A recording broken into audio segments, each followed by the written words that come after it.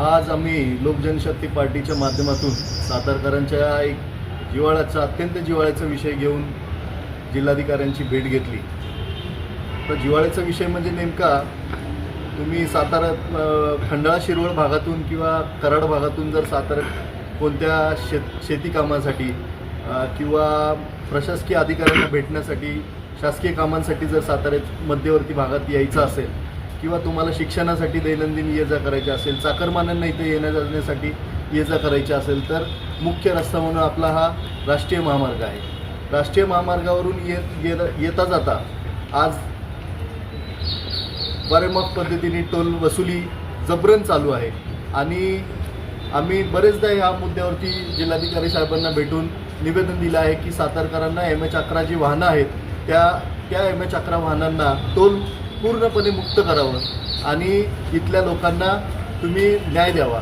मात्र आज आम्ही आता निवेदन दिलं साहेबांना, निवेदन दिल्यानंतर साहेबांनी मला स्पष्ट सांगितलं की ह्या संपूर्ण ज्या काही गोष्टी आहेत ते माझ्या हातामध्ये नाही आहेत। आम्ही आज जिल्ह्याचे पालक म्हणून, मुख्य अधिकारी म्हणून आम्ही त्यांच्याकडे बघतोय आणि जर साहेब सरळ सरळ जर बोलत असतील की हे माझ्या हातामध्ये नाही तर मग आम्ही आता जायचं कुठे हा एक प्रश्न आहे। आणखीन एक गोष्ट मला बोलली की तुमचे जे नेते आहेत चिराग पासवान साहेब त्यांच्याकडे तुम्ही हा मुद्दा मांडा, त्यांनी जर केंद्रीय मंत्र्यांनी याच्यात काही लक्ष देऊन जर केलं तर मी त्याचा पाठपुरावा करून मी ते बंद करण्यासाठी प्रयत्न करेन। मी आज या ठिकाणी तुमच्या माध्यमातून मी जिल्हाधिकारी साहेबांना पण सांगू इच्छितो आणि मी संपूर्ण सातारकरांना पण सांगू इच्छितो की लोकजनशक्ती पार्टीचे नेते चिराग पासवान साहेब हे केंद्रीय फूड प्रोसेसिंग इंडस्ट्रीजचे मिनिस्टर आहेत। मी नक्कीच ह्या 2 दिवसामध्ये त्यांच्यापर्यंत हा विषय मांडून सातारकरांसाठी टोलमुक्त होण्यासाठी जे काही त्यांच्या माध्यमातून आपल्याला शक्य होईल तेवढं मी करण्याचा प्रयत्न करणार आहे। साहेबांना जे लेटर त्यांनी जे मागणी केली आहे ते लेटर आणण्याचा पण मी प्रयत्न करणार आहे। मात्र जिल्हाधिकारी साहेबांनी थोडंसं याच्यात गांभीर्याने लक्ष देऊन जो आज इथे सातारकरांना रोजचा दैनंदिन खिशाला जो म्हणजे खिसा कापला जातोय त्याच्यामध्ये त्यांनी तात्काळ लक्ष देऊन सातारकरांना MH11 वाहनांना टोलमुक्त करण्यासाठी त्यांनी प्रयत्न करावा। येत्या 8 दिवसामध्ये जर याच्यावरती काही कारवाई झाली नाही तर लोकजनशक्ती पार्टीच्या माध्यमातून मी आता आणेवाडी टोल नाक्यावरच MH11 वाहनांसाठी टोलमुक्त करण्यासाठी एक तीव्र स्वरूपाचं आंदोलन छेडण्याचा विचार करतोय। माझी जिल्हाधिकारी साहेबांनी एकच विनंती की तात्काळ तुम्ही या विषयावरती गांभीर्याने लक्ष देऊन जिल्हावासियांना थोडासा आधार द्यावा आणि लोकांना याच्यामध्ये न्याय मिळेल ही मी अपेक्षा व्यक्त करतो। याआधी प्रत्येक पक्षाने विविध प्रकारे आंदोलन केले तिथे टोल माफ व्हावं, पण आता तुम्ही कशा प्रकारे काय आंदोलन करणार?